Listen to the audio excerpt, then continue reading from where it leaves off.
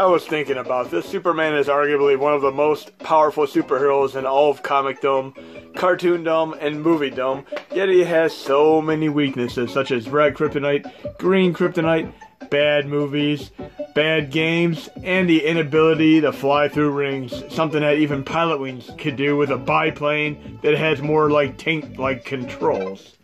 But we're going to be checking out Superman 64 here for a moment. And I fell into the trap too. I saw this game at Target in a bargain bin for a mere $5 US. And I thought, what could go wrong? How bad could this game possibly be?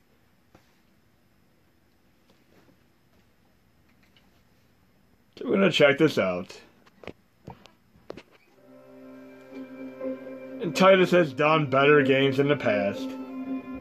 Starts out okay, seems to have a decent soundtrack to it.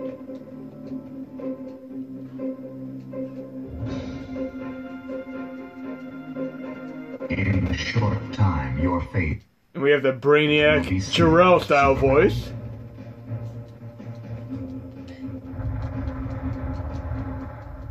Then there's no time to waste. And it seems like a Pilot Wings style game initially, and I'm like, okay, how bad can this be? I love Pilot Wings. Pilot Wings on Super Nintendo and Pilot Wings 64 are two of my favorite games. And I was definitely happy to pick up the 3DS Pilot Wings as well. I'd love to see them do another Pilot Wings game. We all know that the company that made the great Pilot Wings went on to make Rogue Squadron, the Star Wars game. Yeah, this ain't so bad, but what happens if you start missing rings? You can't just fly to the end. You end up failing. Like that. So even if you make it through the rings, after 20 to 50 tries, you still have a timed mission at the very end of the stage where you have to throw a vehicle, and then you have to do the rings over again if you fail. So what could we do to make this game better? There are two things we could do to make the game better. One, we could use the cheat HMod. Quick menu, cheats, load cheat file, Nintendo 64.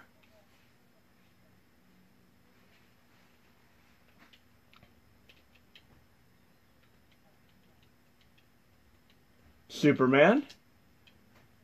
Look, you can fly through just the first and last ring only. Infinity Freezing Breath, Infinity Health, Infinity Laser Eye, Infinity Running Boost, Infinity X-Ray Vision.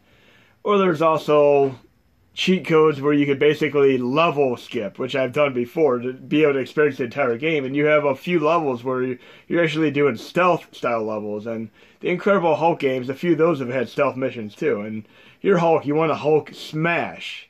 But next thing you know, you're doing stealth missions as Bruce Banner or David Banner. But what's the one thing that can make this game better?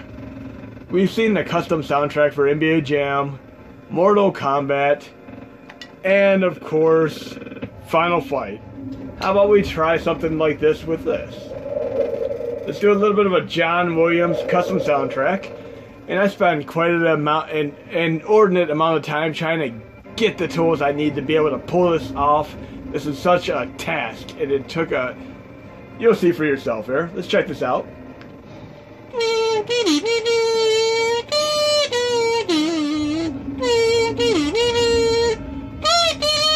Wow, way off key there. I give up. I'm going to move on to a better game. It's funny though, when you talk about kazoos in general, try looking up kazoos on Amazon or Target or Walmart. You'll find out that many people give them bad reviews because they do not realize that you can't just blow into them to get them to work. You have to actually be able to hum. And I'm not going to edit my video, even though I could do this in my sleep. I mean, the kazoo is just humming the right key. We're going to check out another, one of my very first Superman games ever. On the Atari 2600, circa 1978, called none other than Superman on Atari 2600. I used to own this game as a kid. And it packed an incredible amount of punch for how many bytes were actually able to be written to in the game. I mean, there's a true limited memory to work with at the time. Okay, so I'm now Clark Kent. I don't want to be Clark Kent. I don't see any purpose for that. This is also one of the games like Sword Quest and Indiana Jones where you may want to read the manual to be able to get up to speed. It's kind of ironic that a game like this, you would do better as a kid than you would as an adult. But let's go to the right and see what happens here. Oh no, the bridge blew up and we have enemies everywhere, running amok. So I guess I'm going to go turn into Superman and see if I can save the day. Your typical sound effects that you'll find in 500 other Atari games. Oh, this is one nifty thing. You can hold down the only button on the controller and tap up, down, left, or right. And you have X-ray vision.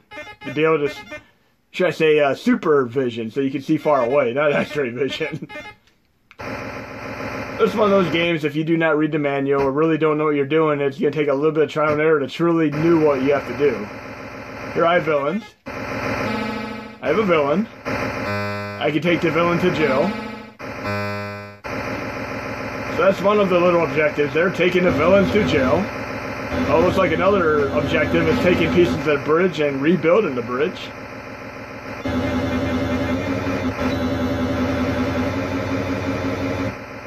It's a very, very interesting game, but we have more Superman games here.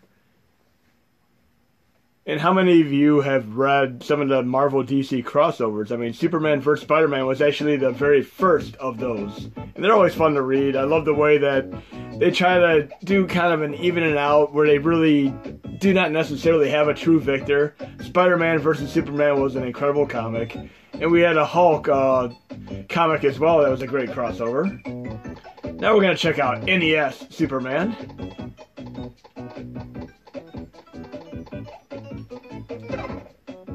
And the trend here is that there's many bad Superman game. I mean, Spider-Man had some great run of luck with video games, as did Batman, but Superman, no cigar. Just bad game after bad game. Are there any good Superman games? I guess we'll find out. And this is a pretty pathetic attempt at a video game here.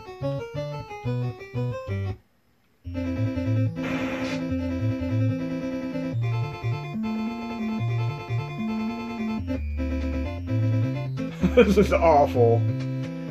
Sadly, the Atari 2600 version is leaps and bounds above this game.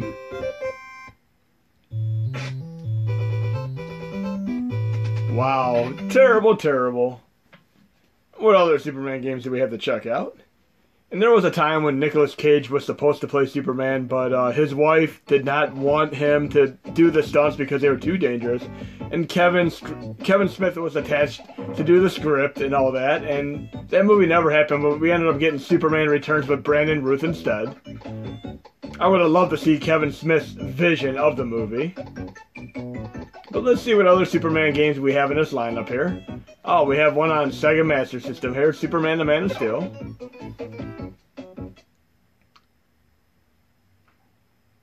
There has to be a diamond in the rough somewhere as far as Superman games are concerned. I've tried out even the ones that were on GameCube, ones on PS2 and so on, and I'd have to say the GameCube one was probably one of the better ones I played.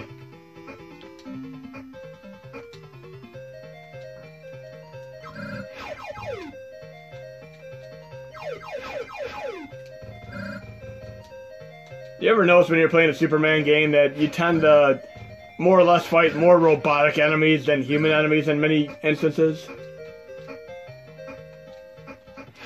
I mean, how much can a human actually do against Superman unless they have a cybernetic suit such as Lex Luthor would have, or green or red kryptonite? And speaking of Nicolas Cage playing Superman again, his intensity that he has in all his movies would have been absolutely amazing under the spell of the red kryptonite. You know how that creates the insanity complex, like in Superman 3. That would have been incredible to see Nicolas Cage do that. Here we have Death and Return of Superman on Super Nintendo. And we have Sunsoft on here. Sunsoft is an incredible company. They made Euphoria, Blaster Master, Gremlins 2 the New Batch, Batman. I mean, I can't think of a single Sunsoft game that I do not enjoy. So I'm thinking I might be onto something here with Sunsoft here. But here, it's one of those little misnumbers where you see Sunsoft on the title screen, but it says developed by Blizzard Entertainment. We know what games Blizzard went on to make. I don't even have to say what they went on to make. But I'm having faith in this game as being a good game. Like the great Final Fight style Spider-Man game that was on Super Nintendo. You know, Separation Anxiety and Maximum Carnage, they were excellent games. I'm really hoping this game is as good as those, at least. And I did actually buy the Death of Superman comic, and the thing was, it was going to be worth a ton of money one day, but then they kind of brought him back too quick, and ended up devaluing the comic right at that point.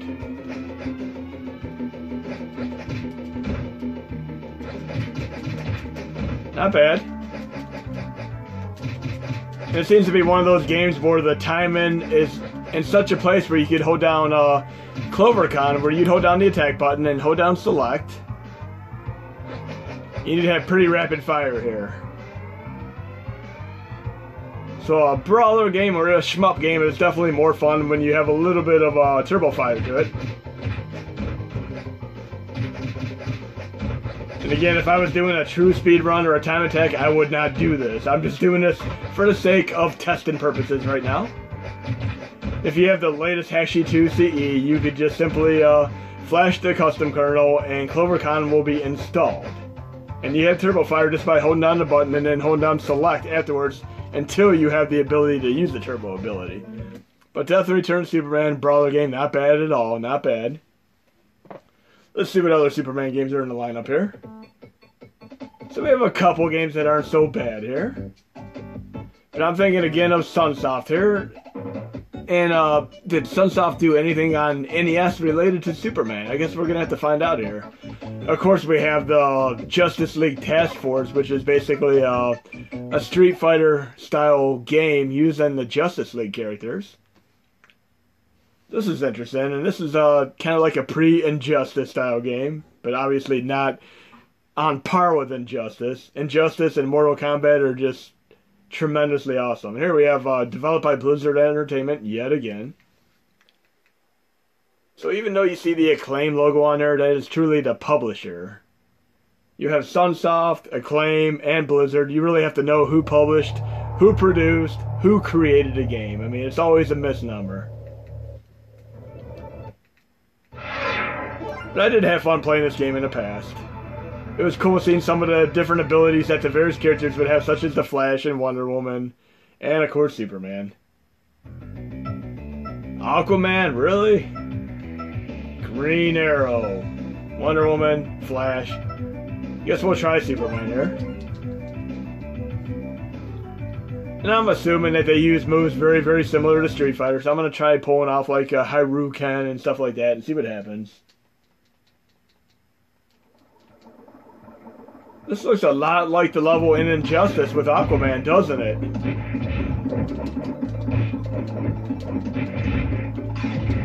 And Aquaman's beating up Superman pretty bad here. It's almost embarrassing to the Superman legacy here. I do not remember any of the moves for this game. It's been such a long time since I played it. But Aquaman is apparently a beast in this game. You gotta remember the old 1970s cartoons where they really made Aquaman a lot different than he is currently. Especially in that Justice League animated series where they had him really, really differently acting. And Aquaman's apparently destroying me here, so I'm gonna move on to another game. I'm gonna have to look up the moveset for this game. And I'm loving the current fighting games where you can simply push the pause button and see the move list, but here it doesn't work that way. You have to literally look in the manual, or at the time you couldn't even really look online. You kind of had to have a magazine for the move set. But what other Supermans do we have here? We have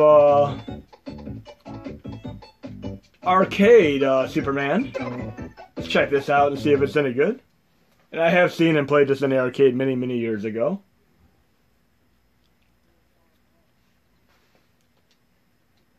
And we'll see what name pops up on the title here, see who developed it and such.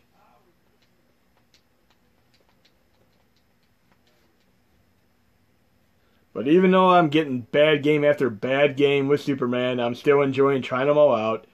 And even though we didn't have the best Justice League movie, I really enjoy the DC animated films. I mean, I'm not a fanboy of either DC or Marvel. I love both of them equally. So I check out all the DC movies. I check out all the Marvel movies.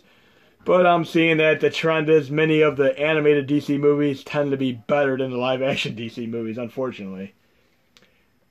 Here we have Taito. Taito is an exceptional company. Cannot go wrong with them. So let's check this out here.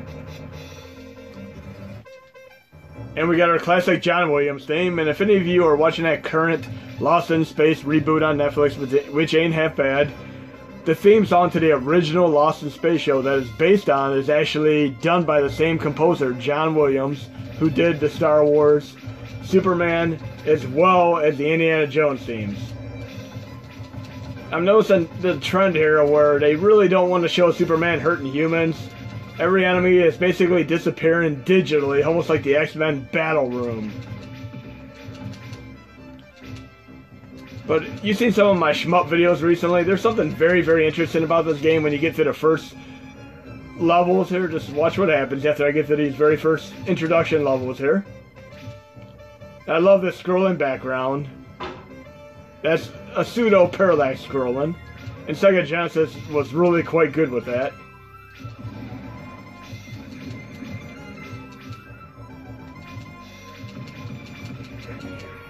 But yeah, we have enemies that are basically seem to be virtual reality style here, just like in the Superman 64 game. No blood, no bloodshed. Even when I played like many years ago some of them D&D style games based on the DC and Marvel universe, they kind of had the ability for Superman to pull his punches, because obviously a typical punch that he would throw would just completely incinerate any human being. But all the enemies are basically virtual reality style here, just basically phasing off into a Matrix fashion. Like, are they real or not? Nope. So other than the Injustice games, you're probably not going to see too much bloodshed in the Superman game. But I'm liking this game. This is a pretty fun game here. And I'm pretty sure Taito developed it. It does seem a bit like their typical arcade game.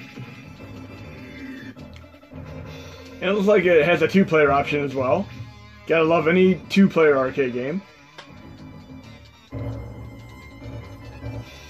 Here's what I like. You have a shmup style level. This is awesome. And we have the classic Lois Lane theme here.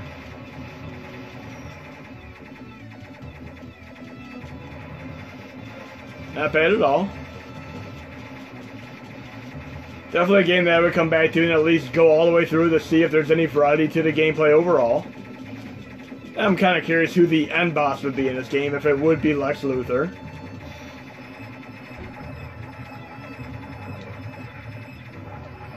But interesting game here. We have maybe 2 more games to go through real quick. Back to Sunsoft and the NES. But I'm thinking of the Sega Master System Superman game that I played, and I'm also remembering another game that I played on the Mega Drive, and it reminds me quite a bit of it, called Superman on the Mega Drive, and it plays quite a bit like the Sega Master System one, albeit with better graphics and better music, of course. Sega Master System is generally quite good at having ports of the Sega Genesis games and or arcade games.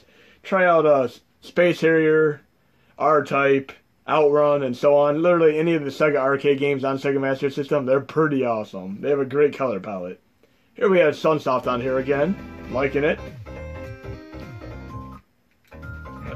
Like I said, it's hard for me to think of a Sunsoft game I do not like. I mean, this is pretty cool right off the bat.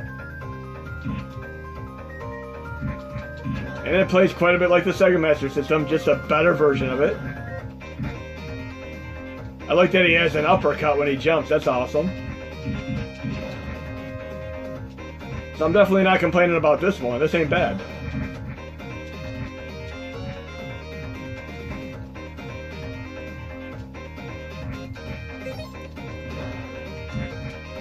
Okay, so this one's not bad.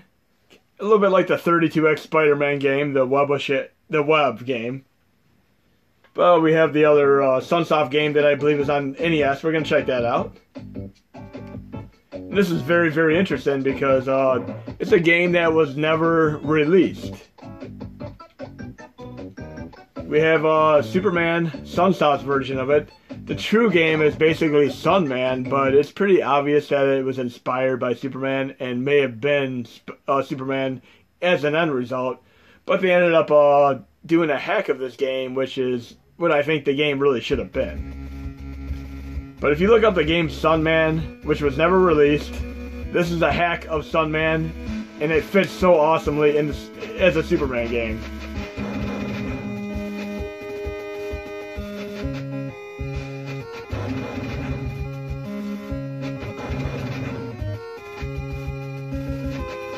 I mean, I would have loved to see the Sunsoft Batman, the Sunsoft Superman, and whatever else they could do. And of course, Blaster Master, which is also made by Sunsoft, is one of my absolute favorite games. I put that right up there with Mike Tyson's Punch-Out! It's probably my top 2 NES games.